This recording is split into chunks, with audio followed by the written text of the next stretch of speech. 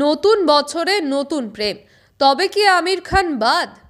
Mister perfectionist খ্যাত বলিউড অভিনেতা আমির খানের সঙ্গে চলছে ফাতিমা সানা শেখের প্রেম। এই গুঞ্জন শোনা যাচ্ছে অনেক দিন ধরেই, যদিও এই গুঞ্জন সত্যি কিনা তার প্রমাণ এখনও মেলেনি। অন্যদিকে আমির খান ও ফাতিমা দুজনের কেউই বিষয়টি নিয়ে কখনো মুখ খোলেননি। এবার ফাতিমা নিজেই জানান দিলেন, চলতি বছরে নতুন করে প্রেমে পড়েছেন তিনি। সামাজিক যোগাযোগ মাধ্যমে এই অভিনেত্রী একটা পোস্টের মাধ্যমে জানিয়েছেন তিনি প্রেমে মজে আছেন। নতুন বছরে নতুন প্রেম, তবে কে সেই স্বপ্নের পুরুষ তা এখনও খোলসা করেননি তিনি।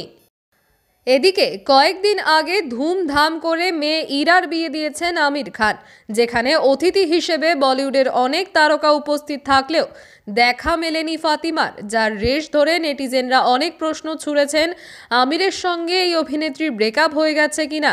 এমন প্রশ্নের মুখেও নীরবতা ধরে রেখেছেন দঙ্গল ছবির দুই আলোচিত অভিনয় শিল্পী।